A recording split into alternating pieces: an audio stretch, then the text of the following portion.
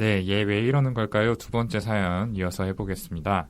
언제 어디서나 한 명쯤은 있을 법한 그 사람의 심리를 저희 정신건강의학과 의사들이 파헤쳐드리는 그런 시간이죠. 이번 시간에는 어떤 사연이 준비되어 있을지 우리의 에릭남을 똑같이 닮은 에릭남 요정, 피곤한 사냥개, 늙은 사냥개 김지용 선생님께서 한번 사연 소개 부탁드릴게요. 소개 너무 감사합니다.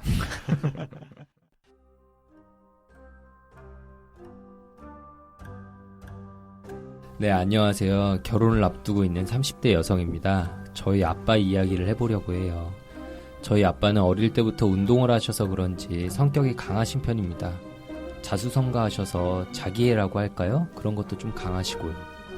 그래서 저희 집에선 언제나 아빠가 대장이고 모든 주도권을 쥐고 계십니다. 사업을 하셨기 때문에 사회에서도 당연히 그러셨었고요. 이제 연세가 드시고 사회생활을 많이 정리하고 계시다 보니까 약간 우울해 보이세요.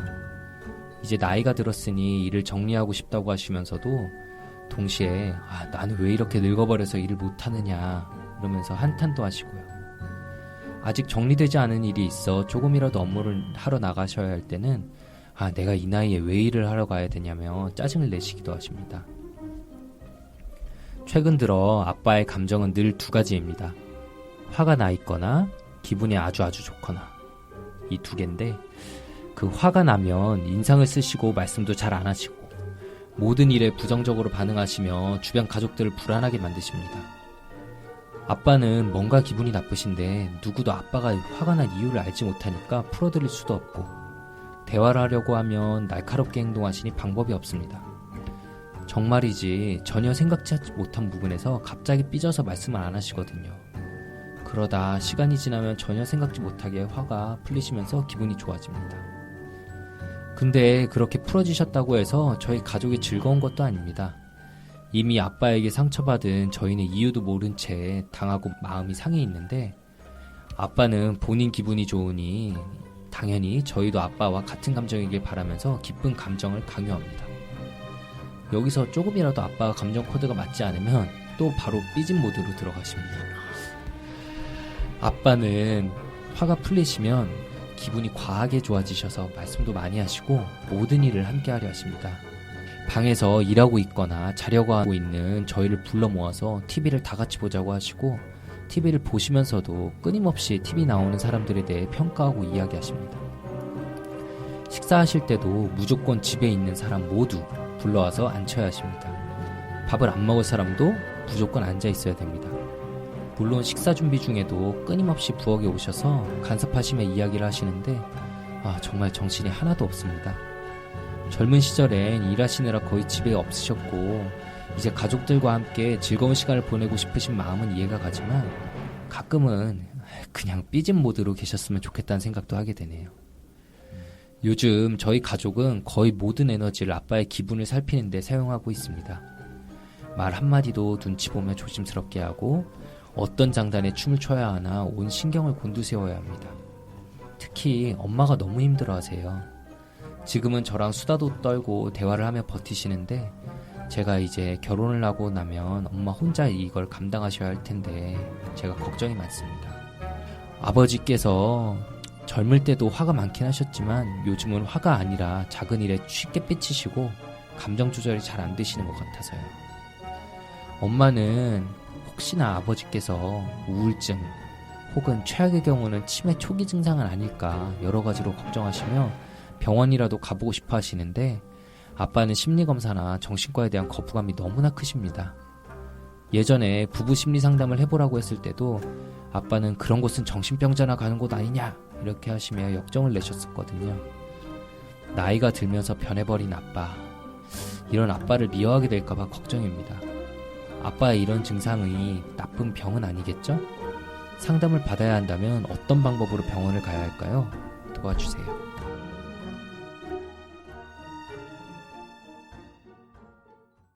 네, 아버지에 대한 사연을 보내주셨네요. 그동안 아버지의 마음이 궁금하다, 아버지를 좀 도와드리고 싶다 이런 사연들이 많이 왔었는데 저희가 소개해드리는 건 처음인 것 같아요. 자, 다들 사연 들으면서 좀 어떤 생각들이 드셨나요? 사연자분의 그 아버지에 대한 애정이나 그 아버지를 걱정하시는 마음이 엄청 느껴졌습니다. 그 아버지의 어떤 변한 모습에 가족들 모두 힘들어하고 계시는데 어떻게든 이걸 조금 고치고 도와주고 싶어 하시는 것 같아요. 근데 이제 치료까지 권유를 드려봤는데 잘 되지 않고 있다니까 좀 안타깝네요. 네. 젊은 시절에는 일하느라 거의 집에 없다가 이제 가족들과 함께 시간을 보내고 싶어 하시는 것 같다고 하셨잖아요. 좀 그 보니까 이제 동상이몽이었나? 좀 TV에서 본 게 좀 생각이 났어요. 멀리 섬에서 일하느라 집에 자주 못 오는 아버지가 나왔었는데 집에 와서 가족들이랑 잘 지내려고 해도 잘 안 되는 거예요. 그때 아버지가 자기 이제 은행 ATM기가 된 것 같다 이런 얘기를 했는데 백령도에 계실 때 허경 선생님 얘기 아니에요? 아, 제 얘기였나요? 허버지. 재작년 아, 근데 ATM기라고 하기에는 뭐 너무 저희 잔액이 많지 않아서. 와이프분께서 한 3-4배를 버셔서 예, 또 다른 방향에서 좀 마음이 아프네요. 어쨌든 예, 그런 사연이 좀 나왔었는데 물론 이제 사연자분의 가족들은 그 TV의 이제 가족들과는 다르게 아버지한테 이제 좀 도와드리려고 많이 하시지만 어쨌든 갑자기 아버지와 지내는 시간이 많아지면서 겪게 되는 어려움이라는 점에서 그 프로그램이 좀 떠올랐어요. 네. 네, 뭐 근데 정도의 차이는 있겠지만 저희도 그렇고 저희 주변에서 좀 많이 있을 수 있는 일인 것 같아요. 이 사연이 저희 나이도 이제 사연자분하고 비슷하다 보니까 아버지가 은퇴를 앞두시는 경우도 많잖아요. 뭐 사연으로만 만났지만 저희나 아니면 저희 주변의 아버지 분들이 떠올라서 더 몰입해서 사연을 들었던 것 같네요. 네, 맞아요. 주변에서도 은퇴하고 나면 금방 나이가 든 것 같다. 뭐 일할 때는 힘이 많았는데 1년 사이에 힘이 하나도 없어졌다. 이런 이야기들을 들어봤었는데 이걸 은퇴 증후군이라고 하는데요. 퇴직을 하고 난 뒤에 심리적으로 위축되는 걸 말해요.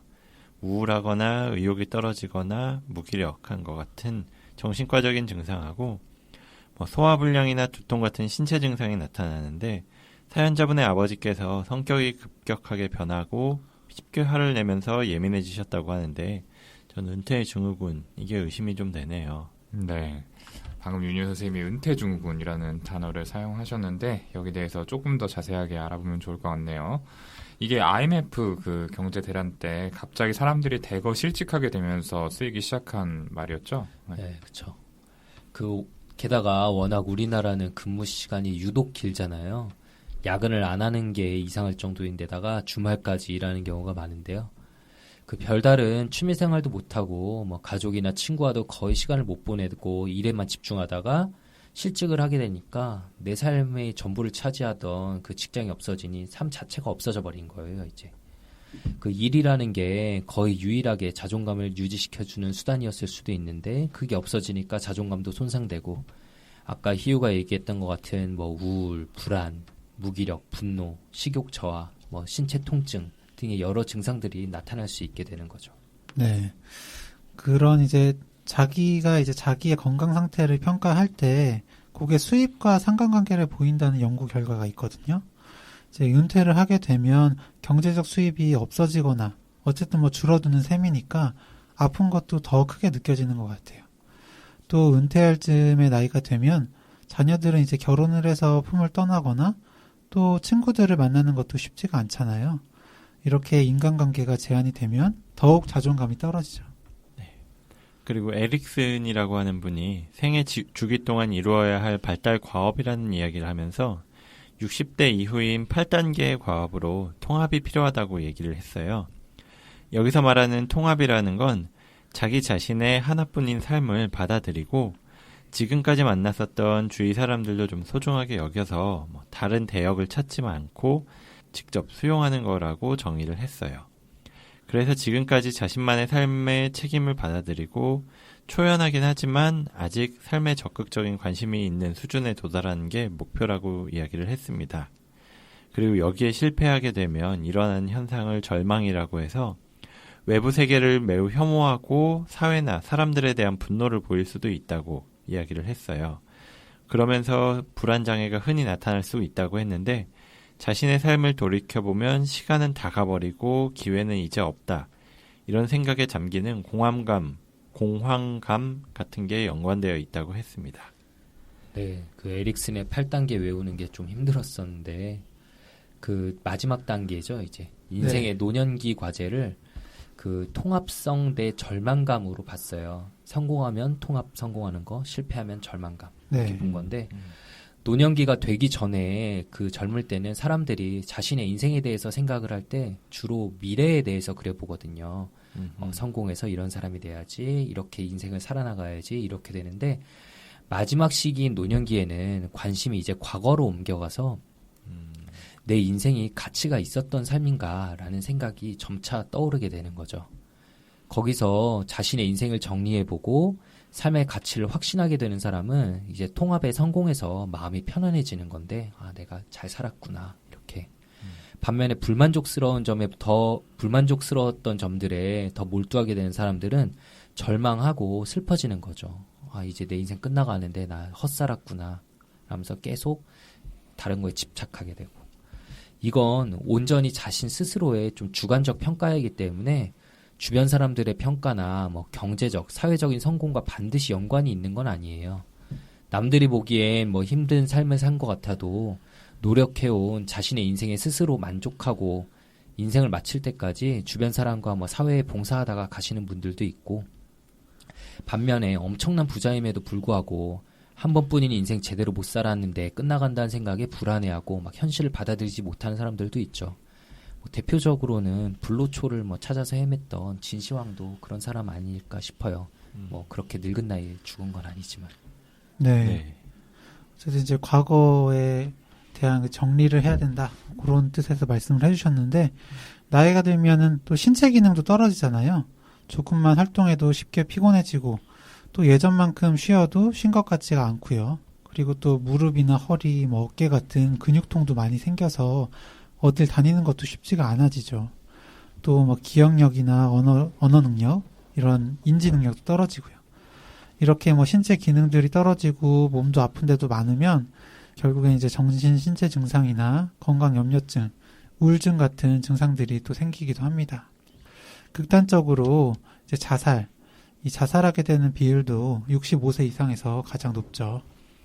네, 노년층의 자살이 참 문제죠. 또 다른 개념을 하나 소개해드려 보자면, 심리학자 라이카르트라고 하는 분이 은퇴 이후에 이걸 받아들이는 유형을 5가지로 나눴습니다. 첫 번째, 성숙형은 가장 이상적인 방식인데 큰 어려움 없이 나이 들어가는 걸 받아들이는 유형이죠. 은퇴한 뒤에도 과거에 대한 어떤 큰 후회나 미래에 대한 걱정 없이 일상생활을 하는 거예요. 두 번째로는 은둔형, 이전의 책임들에서 벗어나서 조용한 생활을 하게 된 걸 감사하고 조용하고 차분한 삶을 살고 싶었던 욕구를 충족시키면서 지내는 겁니다. 세 번째로는 무장형인데요. 심리적으로 소외나 불안을 없애기 위해서 은퇴 후에도 다른 사회 활동을 끊임없이 하려고 노력을 하는 거죠. 그리고 다음으로는 분노형인데, 인생의 목표를 달성하지 못한 것에 대해서 분노를 느끼고 그런 실패나 어떤 불행에 대한 원인을 외부의 탓으로 돌리면서 은퇴 후에 지금 자신의 모습을 받아들이지 못하는 거죠. 마지막으로 자학형은 인생의 목표를 달성하지 못한 것에 대해 후회하는 것은 앞서 말한 분노형과 마찬가지지만 그 실패의 원인을 본인 내부로 돌리는 것이 다른 점입니다. 네. 그래서 간단하게 정리하면 성숙형이 방금 이야기한 대로 가장 성숙한 방식이고, 은둔형이나 무장형도 나름대로는 적응하는 중이라고 할 수 있겠네요. 근데 분노형이나 자학형은 평소에 은퇴 후의 삶에 대해서 생각을 못했었던 것 같고, 그래서 더 과거에 집착하면서 힘들어하는 것 같아요. 그리고 특히나 갑자기 실직을 하게 된 경우라면 이렇게 분노형이나 자학형이 될 가능성이 좀 높을 것 같아서, 역시 평소에도 좀 은퇴 후의 생활에 대해서도 한 번씩 생각을 해보고 계획도 세워보고 그럴 필요가 있을 것 같아요. 그런 의미에서 뭐 윤유 선생님은 평소에 좀 빨리 은퇴하고 싶다는 생각 해보셨어요? 얼마 전에 얘기 잘못했다가 좀 강제로 은퇴하게 되셨는데. 파케 은퇴? 파케 은퇴. 또 갑자기 무서운 말을 확 하시는데 제가 정말 잘못했습니다. 분노가 담긴. 뭘 잘못하신 거예요? 몰라요. 무서운데 끌려갔다 온 거 너무 무서웠고요. 네, 아무튼 저는 아직은 당연히 은퇴에 대해서 생각을 해본 적은 없기는 해요. 근데 굳이 생각을 해보자면 저는 가능하면 가늘고 길게 오랫동안 활동을 하고 싶어요. 여기도 마찬가지고요. 그래서 좀 내쫓지 말고 좀 길게 갈 수 있게 해주시고요. 태세를 좀 전환하셨네요. 컨셉 바꾸셨네요. 그래서 저는 라이카르트 분류로 보자면 뭐 무장형 아니면 은둔형 둘 중에 하나에 속할 것 같다는 생각이 좀 들어요. 뭐 다른 선생님들은 좀 은퇴하게 되면은 어떤 형에 가깝게 되실 것 같으세요? 저도 뭐 생각을 좀 해보면 은둔형에 좀 가깝지 않을까 이런 생각이 들어요. 그냥 인터넷 되는 컴퓨터 하나 있으면 그냥 살 수 있을 것 같거든요. 조용하게. 사실 들으시는 분들 중에 저 같은 생각 하시는 분들 많으실걸요? 그냥 스마트폰 있으면 되는 거 네. 아니에요? 컴퓨터도 아니고. 게임이 돼야 되는 거 아니에요? 아니 뭐 그건 잘 모르겠거든요. 인터넷 되는 걸로. 규영이는 노년기에 일도 안 하게 된다면 지금보다 더 많은 핸드폰 게임들 상위 랭커 자리에 이렇게 다 올라 있을 것 같아요. 아 근데 핸드폰 여러 그건 대 쓸 수 있을 것 네. 돈이 필요해서. 현질을 좀. 같아요. 캐시템. 네. 그거는 연금으로 충당을 하고. 저도 먹고 살 만한 연금만 나온다면 지금부터라도 은둔형으로 살 수 있을 것 같기도 해요. 애들 다 크고 이런다면. 네. 방 하나를 이렇게 게임방으로 꾸며서 VR도 좀 놓고. 전통놀이 스타크래프트 되게 잘하시네. 이번에 전통놀이. 새로 나오면 사실 거 아니에요? 애들 때문에 아무것도 못하는데 좀 큰 화면도 놓고 이렇게 운전대도 하나 있고. 아. 맞아요, 맞아요. VR. 네, 정말 행복하게 치는 총도 하나 있고. 이런. 언제 가능할지 모르겠네요, 그게. 아휴, 겜덕후들. 근데 이 사연의 아버지분께서는 아직 은퇴를 완전히 하신 건 아니고 이게 정리 단계지만 그 정연이가 소개한 이 분류 중에서 어떤 형에 속한다고 볼 수 있을까요? 은퇴에 대해서 그리고 지금 가족들한테 보이는 이 행동들에 대해서 이 아버님 속마음을 좀 직접 들어봐야지 저희가 이해하고 알 수 있기는 한데요. 아마 분노 유형이 아니실까 싶은 생각을 합니다. 가족들한테 이해하기 어려운 이 분노나 이 삐짐을 자주 보이시는데 본인이 성에 차지 않거나 못마땅한 점 이런 상황을 가족들이 알아서 채워줘야 되는데 그렇게 하지 않기 때문이라고 받아들이시는 것 같잖아요. 이 사연자분이 걱정돼서 사연까지 보내신 거 보면 결코 아버지한테 무심하거나 뭐 못되게 구는 가족은 결코 아닐 것 같거든요. 그래서 이 아버님은 이 은퇴 후에도 이제 여러 가지 부정적인 변화나 어떤 상황을 겪게 되실 경우에 좀 주의 탓으로 돌릴 수 있지 않을까 싶은 걱정이 됩니다. 네. 그렇게도 생각할 수 있을 것 같고 저는 무장형일 가능성에 대해서도 좀 알아봐야 될 것 같아요. 이 유형이 심리적인 소외를 없애기 위해서 다른 사회 활동을 꾸준히 하려고 하는 거라고 이야기했었는데 뭔가 아버지가 가족들에게 하는 모습이 뭐 다 모아놓고 TV 같이 보려고 하거나 뭔가 계속 활동을 하려고 하고 간섭하고 이런 모습이 혹시나 비슷하지 않을까 하고 생각을 했거든요.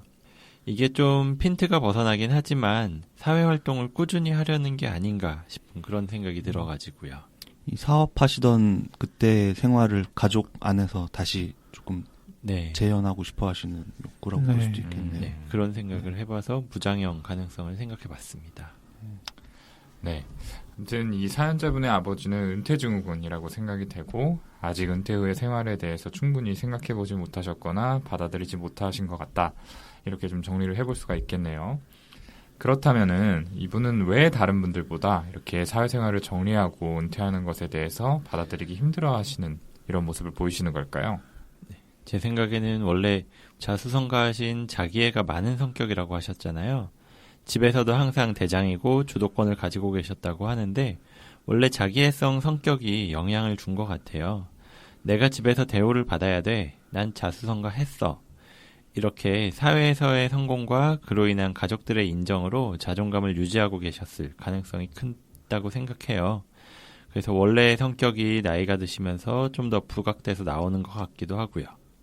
젊으셨을 땐 사업도 하고 또 가족들 지지도 받으면서 뭐 감정 기복이 있거나 아니면 성격적인 부분이 튀어나와도 그렇게 문제가 되지 않다가 일을 정리하고 줄여가면서 자존감의 상처를 받으시면서 크게 위축되신 게 아닌가 싶기도 하네요. 그렇죠. 이 자기애성 성향이 어떤 중년의 위기라고 해가지고 네. 나이 네. 들어감이나 은퇴나 이런 것들을 굉장히 받아들이기 힘들어한다는 그런 이야기가 있죠.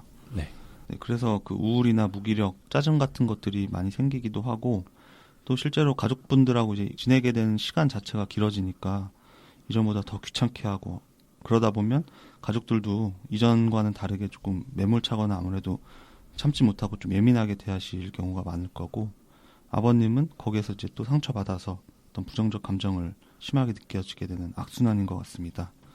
지금까지는 그럭저럭 따님인 사연자분께서 어떤 완충 역할을 하고 계시지만 많이 힘들고 지치셨을 것 같아요, 가족분들이. 네. 또 이제 사연자분의 어머니께서 조기 치매가 아닐까 이제 걱정을 하셨다고도 하셨는데요. 이것도 한번 생각을 해봐야 할 문제 같긴 해요. 사실 예전에는 치매라고 하면 완전히 기억력이 떨어지고 일상생활도 못하고 옆에서 누가 계속 도와줘야 하는 그런 상태를 생각했었죠. 그런데 요즘은 그 개념이 조금씩 바뀌어서 더 진행이 되기 전에 빨리 진단을 하고 치료를 하자. 이런 쪽으로 좀 패러다임이 바뀌었잖아요. 네. 그래서 조기 진단의 중요성을 강조하고 있고요. 아무튼 그래서 치매 초기 증상으로 보는 것들이 뭐 단순한 기억력 감퇴도 있지만 감정의 기복이라든지 또 성격이 변화하고 또 충동성이 늘어나고 이런 것들도 이제 조기 치매의 증상 중에 하나로 이제 중요하다고 보거든요. 그래서 이제 사연자분 아버지 같은 경우에도 이제 초기 치매의 가능성은 아닐까 좀 생각을 해봐야 될 것 같습니다. 네. 그래서 이걸 확인해 보려면 정밀 검사가 필요할 텐데요. 문제는 사연자분이 말씀하신 것처럼 병원에 가서 검사를 받아보려고 하는데 역정을 내시면서 거부했다고 하셨잖아요. 사실 이럴 때 어떻게 해야 될지 모르겠다는 분들을 많이 봤어요. 이게 정말 어려운 문제긴 한데 그래도 계속 가족들이 설득을 하는 수밖에 없기는 했죠. 그래도 조금이나마 도움을 드리자면 우선은 뭐 이상이 있어서 간다고 하는 것보단 뭐 건강검진차 가보자고 하시는 게 어떨까 싶어요. 요즘엔 건강검진 항목에서도 치매가 포함되는 게 많이 있잖아요. 네. 그것도 좋은 방법 같네요. 그리고 또 한 가지를 덧붙이자면은 그래도 이런 기억력이나 성격 검사 이런 것들을 하자고 하면은 역시나 거부감을 보이실 수도 있는데요. 이때 아버님 본인의 문제가 있어서라고 직접적으로 이야기하는 것보다는 어떤 가족들이 겪고 있는 어려움을 우회적으로 이야기하시면서 좀 접근하는 게 나을 수도 있어요. 그러면서 아버지 스스로도 본인의 감정 기복에 대해서 돌아보실 수 있게 하는 게 좋다는 이런 생각도 드네요. 네. 그 지금까지 치매 가능성들에 대해서도 좀 얘기해 주셨는데 물론 전두측두엽 치매의 경우 그 일반적인 뭐 알츠하이머 치매나 이런 것보다 이른 나이에 발병을 하고 기억력의 저하가 메인이 아니고 성격 변화가 더 먼저 두드러지는 질병이긴 하니까 그 이론적으로 볼 때 그 사연자분의 아버지께서 보이시는 모습이 뭐 그로 인한 것일 가능성은 있다고 봐요, 저도. 하지만 근데 현실적으로는 아주 낮은 가능성이라고 생각하거든요. 왜냐하면 하필이면 이런 성격, 행동의 변화가 나타나기 시작한 게 그 사회생활을 정리하는 이런 타이밍에 맞춰 나타난 거니까 그 심리적인 문제로 인해 발생한 변화의 가능성이 훨씬 높다고 생각은 해요. 그 수십 년간 지속되어 온 자신의 그 사회적인 뭐 가정 내에서의 위치, 역할이 갑작스럽게 변한다는 건 생각보다 훨씬 스트레스를 유발하는 일이거든요. 근데 뭐 건강검진을 받아보시게 하는 아이디어는 여러모로 가장 좋은 생각인 것 같고요. 그 건강검진 센터에 가면은 그쪽에서 보통 나이대에 맞춰서 연세가 이 정도 되셨으면 인지기능에 대한 항목들도 추천을 하시니까 그런 것들로 인해 자연스럽게 검사를 받아보실 수 있지 않을까 이런 생각이 들긴 합니다. 네, 좋습니다. 자, 뭐 검사 얘기를 해주셨는데 그 외에 사연자분들이나 아니면 또 가족분들에게 어떤 조언을 드릴 수가 있을까요? 저는 이 어머님도 조금 걱정인데 저희가 아까 사연자분 아버지가 은퇴증후군일 가능성이 있다는 말씀을 드렸지만은 지금 상황 계속되면 이 어머님이 은퇴 남편 증후군을 겪게 될 가능성이 높은 것 같습니다. 이 은퇴한 남편하고 같이 지내면서 생기는 여러 가지 심리적인 증상들을 얘기하는 건데요. 남편이 은퇴를 하면서 아내 스트레스가 많아져서 여러 가지 신체 증상을 겪기도 하고 또 정신적으로도 우울, 불안하고 예민해지는 어떤 일련의 증상들을 말하는 겁니다. 우리나라보다 고령화 사회에 먼저 진입한 일본에서 지난 91년에 어떤 정신질환의 하나로서 발표를 했죠. 손조연 선생님 좀 오늘 준비를 많이 하셨네요. 저는 은퇴 남편 증후군에 대해서는 사실 잘 못 들어봤던 것 같은데 신기한 게 있네요. 저도 뭐 서칭하다가 역시 인터넷 때는 컴퓨터가 있어야 됩니다. 예. 근데 이제 또 인터넷을 보면 남편이 밖에서 밥 먹고 들어온다고 할 때 가장 고맙다 이런 얘기들이 있잖아요. 실제로 한국보건사회연구원의 발표에 따르면 여성의 70% 이상이 나이 든 남편을 보는 게 좀 부담스럽다 이렇게 했다고 하네요. 남편이 은퇴를 하면서 아내가 스트레스를 받는 가장 큰 이유는 하루 종일 같은 공간에 함께 지내야 한다는 것일 겁니다. 자녀들을 키우느라고 이제 누구 엄마로 계속 지내다가 이제서야 독립시키고 내 삶을 살려고 하는데 갑자기 그 시간을 뺏기는 느낌이 들기도 하거든요. 네. 남편 입장에서는 뭐 평생 동안 가족을 위해서 열심히 일했기 때문에 일 정리하고 나서 가족들에게 존중과 대우를 받기 원할 것 같아요. 근데 그동안 가족들과 보내지 못한 시간을 보상받아야겠다. 이렇게 생각하는 것도 이해가 되고요. 그래서 사연 속의 아버지도 모든 일을 함께 하려고 하시잖아요. 뭐 식사하거나 TV 보거나 아니면 음식 준비하는 그 과정에서도 계속 간섭을 하시고 그러는 것처럼요. 네, 근데 뭐 꼭 보상을 바라시는 행동은 아닐 수도 있겠다는 생각이 드는 게 그 일을 그만두시면서 아버지께서 그동안의 본인 삶을 돌아보셨을 때 내가 가족과 함께할 시간이 정말 적었구나. 이제라도 많은 시간을 보내야겠다라고 생각하신 걸 수도 있고 아니면 젊었을 때 열심히 일할 때에도 가족들을 많이 챙기지 못했던 거에 대해서 항상 마음에 빚이 있어서 그때부터 내가 은퇴하고 나서는 잘 챙겨야지라고 예전부터 뭐 다짐해 오던 것일 수도 있겠죠. 그런데 그 우리나라의 저 연령대 어르신들 중에 자신의 이런 감정과 생각들을 솔직하게 가족들에게 털어놓을 수 있는 분들이 몇이나 계시겠어요. 이제 뭐 가족들에게 잘 하고 싶은 마음과 그리고 일을 그만두면서 받는 스트레스가 이 아버지께 속에서 섞여 있기 때문에 저런 왔다 갔다 하는 모습을 보이시는 게 아닐까. 본인도 정리가 잘 안 돼서 전 그런 생각이 좀 드네요. 네. 아까 손정현 선생님이 은퇴 남편 증후군이라는 거에 대해서 얘기를 잠깐 해주셨는데 이게 일본에서 먼저 나온 개념이잖아요. 네. 그 오가와 유리라는 일본 작가가 쓴 책이 있는데 은퇴 남편 유쾌하게 길들이기라는 책이 있어요. 드래곤 길들이기. 네. 이 책에서 이제 거기에 대한 대처 방법을 소개를 하고 있는데요. 이제 은퇴 이후에 집에서 함께해야 할 시간이 길어진 남편과 아내는 그동안의 습관에서 벗어나서 부부의 역할에 있어서 분담이나 관계를 좀 재정립할 필요가 있다면서 남편을 독립적으로 생활하게 하는 방법을 좀 소개를 해놨거든요. 총 15가지 방법인데 이제 몇 가지를 좀 소개를 해드리자면은 점심은 직접 차려 먹게 해라. 그리고 무관심한 남편에게 집안일을 시켜라. 그리고 남편의 취미 활동을 응원하라. 2달에 한 번 정도는 단둘이 외출하라. 단 매번 부부만의 생활을 가지는 거는 피해라. 그리고 뭐 칭찬을 아낌없이 하라. 남편의 지역사회 대비를 응원하라. 이런 이제 이야기들을 좀 해놨는데 여기에 대해서는 좀 어떻게 생각하세요? 네, 뭐 다 이렇게 하긴 쉽지 않겠지만 어쨌든 독립적인 생활을 하게 한다는 점은 좀 중요한 것 같아요. 그 아내 본인이 독립적인 생활을 원한다면 남편을 자립시킬 필요가 있잖아요. 뭐 점심을 직접 차려 먹게 하라는 거, 뭐 각방을 써라 이런 게 좀 인상적인데 어쨌든 이제 은퇴 증후군이나 은퇴 남편 증후군 때문에 황혼 이혼도 좀 많아졌다고 해요.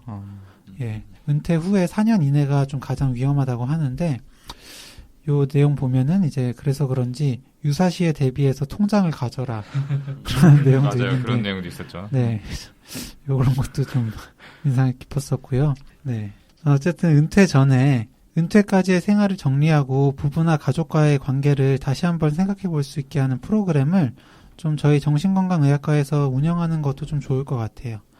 은퇴라는 게 어떻게 보면은 직장이나 직장 동료들과 이별하는 점에서 애도 반응으로도 좀 볼 수 있는 거거든요.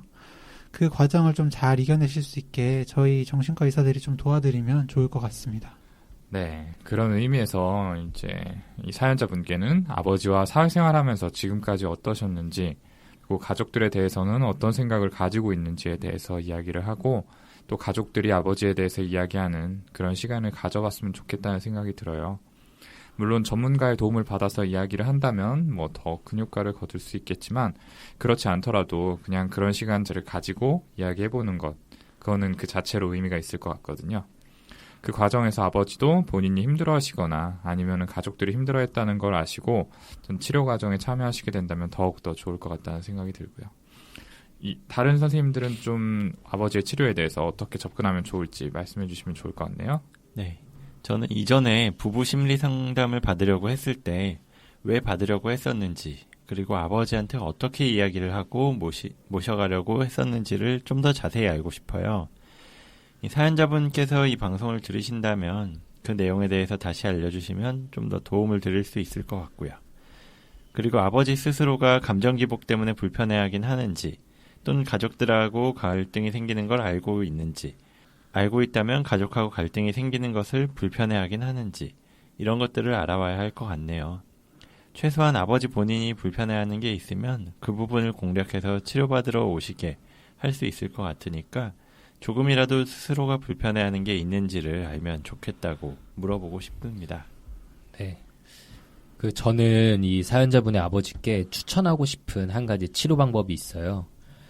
인터퍼스널 세라피라고 대인관계 치료라는 기법인데 아마 방송에서는 저희가 처음 소개드리는 걸 것 같고요. 대인관계 치료에서는 집중적으로 탐색하고 개입하는 문제 영역이 크게 4개가 있는데 그 중에 역할 전환이라는 문제가 있어요. 내담자가 삶의 맥락에 생긴 변화 때문에 혼란과 고통을 느낄 수가 있는데 이때 치료자가 그 역할 변화로 인한 내담자의 양가 감정을 다루어 주는 거거든요. 그리고 이제 지나가 버린 그 옛 역할을 애도하고 옛 역할과 새로운 역할에 대한 균형 잡힌 시각을 가지도록 촉진해주는 면담 기법이에요. 전 이 사연을 들으면서 바로 이 치료 대상이겠다라는 생각이 들었는데 이 아버지께서는 일을 정리하고 싶다고 하시면서도 동시에 나는 왜 이렇게 늙어버려서 일을 못하느냐며 한탄을 하신다는 모습을 보면은 자신의 역할 변화에 대한 양가 감정을 가지고 계신 상태거든요. 네.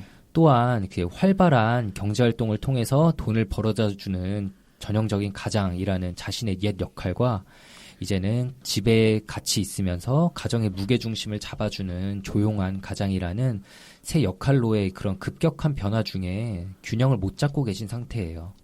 그래서 이런 식으로 역할이 좀 전환되는 과정에서 겪는 감정의 좀 어려움과 혼란스러움을 치료자가 잘 잡게 도와줄 수 있는 치료고 일주일에 한 번, 보통 한 3에서 4개월 정도면 끝나는 치료법이니까 가족분들이 설득만 가능하시다면 이 아버지께 딱이겠다는 생각이 좀 들긴 하네요. 다들 얘기한 대로 가족분들끼리 대화의 시간을 가지고 또 전문가의 도움도 받는 건 모두 도움이 될 것 같은데요. 사실 지금 이런 어려움을 극복하는 과정이 아마 장기전이 되기가 쉽거든요. 그 과정에서 사연자분이나 그리고 다른 가족분들이 지치기가 쉽기 때문에 잘 버티시기 위해서 서로 자주 위로하고 좀 챙겨주시면 좋겠어요. 이 은퇴를 하는 게 대부분 본인한테는 당연히 달갑지가 않은 이벤트고 몇십 년 동안 계속해오신 일상이 이제 송두리째 바뀌는 큰 변화이기 때문에 거기에 또 적응하고 안정을 되찾는 데는 당연히 꽤 긴 시간이 필요하실 거란 말이죠. 그래서 아버님이 밉고 싫어질 때가 자주 있을 텐데 같이 지내시다 보면 그럴 때 사실 지금 가족 중에 아버님 본인이 제일 힘들고 혼란스러우실 거라는 그런 점을 좀 떠올리시면 좋을 것 같습니다. 네, 이렇게 치료까지 이야기를 나눠봤습니다. 앞서도 말씀을 드렸지만 사연 속 아버지의 연배가 저희들의 아버지들과 좀 비슷하시잖아요. 그러다 보니까 조금 더 와닿고 어떻게 하면 잘 도와드릴 수 있을까 고민을 많이 했던 사연이었네요. 아무쪼록 이 사연 속 아버님께서 가족분들과 갈등을 잘 해결해서 조화로운 인생의 제2막을 잘 즐기실 수 있으면 좋겠습니다. 그럼 마지막으로 저희 페어리손 선생님의 소통창구 3종 세트 안 들을 수 없겠죠. 소개 한번 해주세요. 예, 정신과에 관해서 그리고 본인이나 주위 사람의 고민 그리고 궁금한 점에 대해서 이메일 brainrich6@gmail.com brainrich 숫자 6@gmail.com으로 보내주시고요. 페이스북 그리고 카카오톡 플러스 친구에 저희가 뇌부자들이라는 아이디로 계정을 개설해서 거기에 이제 방송에서 못다한 얘기들 그리고 새로운 소식들을 올리고 있으니까 친구 추가하셔서 그 소식들 보시고 소감 남겨주시면 감사하겠습니다. 그리고 저희가 콘텐츠 펀딩이라는 걸 하고 있죠. 그 한국자살예방협회에 그 여러분들이 후원을 해주시면은 전액 기부가 되는 그런 펀딩인데요. 2만 원 이상 기부를 이렇게 해주시면은 저희가 1월에 출간 예정인 책을 드리려고 하고 있으니까 많은 참여해 주셨으면 좋겠습니다. 자몽.co.kr zamong.co.kr로 들어가셔서 프로젝트 탭에 들어가시면 참여하실 수 있습니다. 네, 좋습니다. 오늘 왜 이러는 걸까요? 시간 이걸로 마무리 짓고요. 저희는 다음번 정비소 시간에 더 재미있고 유익한 컨텐츠로 다시 찾아뵙도록 하겠습니다. 감사합니다. 감사합니다.